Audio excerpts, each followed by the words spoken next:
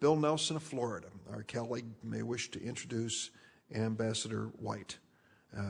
Senator Nelson, please proceed, and welcome to your lovely wife. Well, thank you, Mr. Chairman, and to my colleague from Florida, Senator Rubio. Not only I wanted to be here, but my better half, Grace Nelson, who is seated right here in the front row, wanted to be here to say a word about Pam White and also Linda Thomas Greenfield. Two real professionals. We've known Pam longer because we first got to know her when she headed up USAID in Tanzania and then went to head up USAID in Liberia, where Linda was the ambassador. And Linda has just returned to the States for this new appointment just a couple of weeks ago.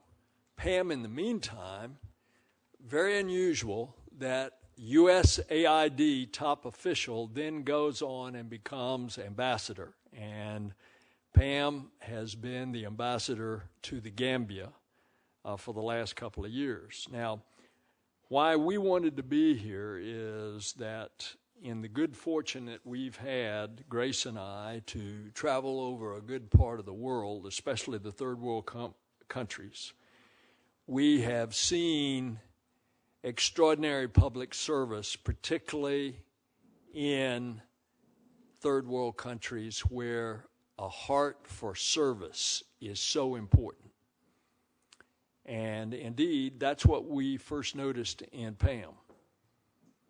And we saw that, and it was obviously recognized. And then she was sent to Liberia as the head of USAID and had stellar results in both of those countries that we had seen her work product.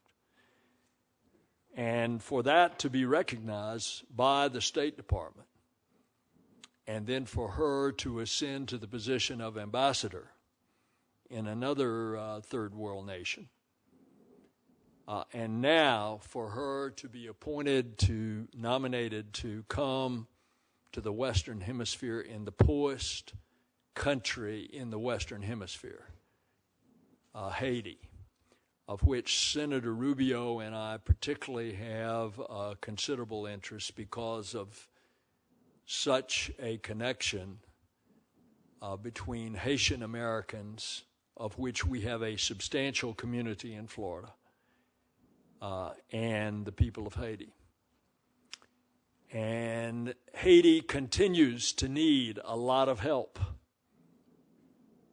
They're still coming through the ravages of the earthquake, and Haiti still needs a lot of help as they try to modernize into a functioning government. And I think that this present President Martelly is really trying.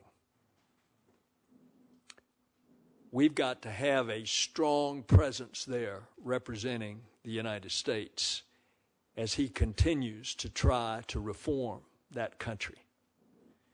And so I could not give you a higher recommendation for someone to be one of our ambassadors, particularly to a country that is so important to the United States as Haiti is in the Western Hemisphere.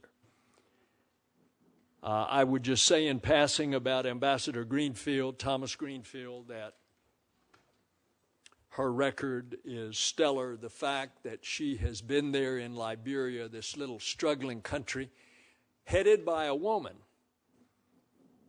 Mrs. Sirleaf, Helen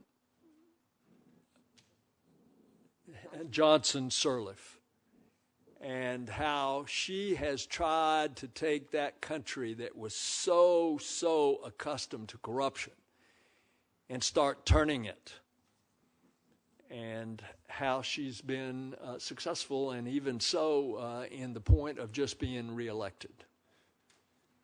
So I come here as your colleague to share with you my personal comments, and I thank you for the opportunity, Mr. Chairman. Thank you very much, Senator Nelson. You're obviously willing or invited to stay as long as you can, but I know your schedule may call you off to another place. But we thank you for your